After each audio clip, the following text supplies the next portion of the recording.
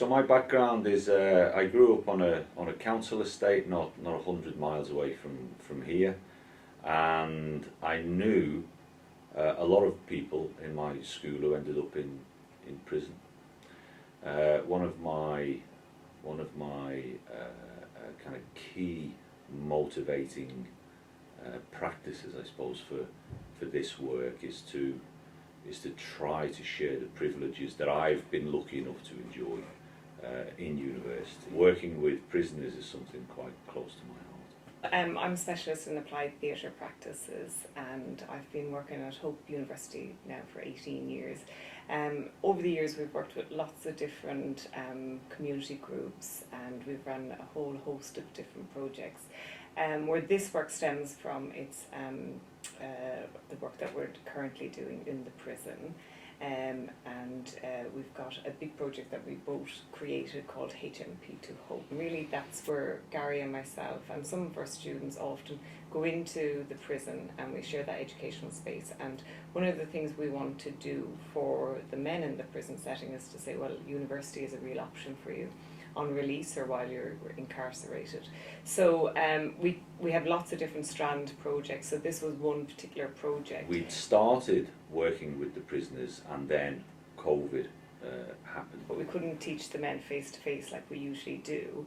So we were up in a room in the educational section ringing into the cells. It was their idea to do something like the Odyssey, which is a hefty novel to read in the first place. And that's what the article's about, really. It's about that process, how the men responded, what we learned from it as facilitators, what they told us they got from it.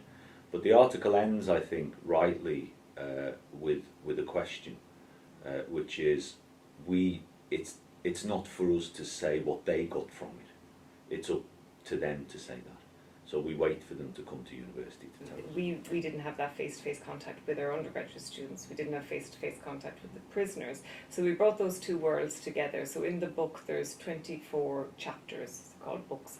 And our undergraduate students selected certain ones that they were working on, and then the men in the prison selected, the men that were participating in the project, they all selected one of the chapters as well. And then ultimately how it all came together was then we sent in the work that we recorded by my students, undergraduate students here, and then we sent them through to the technician in the prison, so he could combine the prisoners' chapters and our undergraduate students. So the whole reading of the book was this combination, a lovely selection of different voices, different genders, different ages. So we had it was a lovely kind of selection. One interesting point is that we've never heard the full recording. The only people who have ever heard the full recording are people who live in prison. It was quite a collaborative project despite the restraints due to COVID.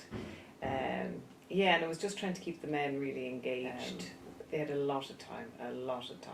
So what we found as well is that the prisoners were very well rehearsed. So when we'd ring them up on a Friday morning into their cell, they'd have their voice warm-up done. They'd have, questions to do with the text and kind of in terms of interpretation or like pronunciation, things like that. They'd ask us before we'd start recording.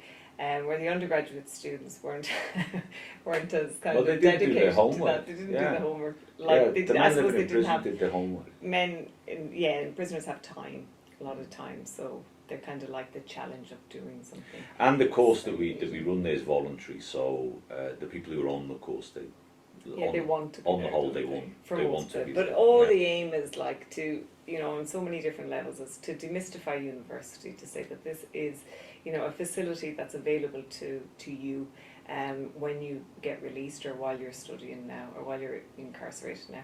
But it's also to demystify big classical texts like that. Yeah, we went in expecting to be teaching kind of cutting edge, avant-garde performance art practices or drama practices.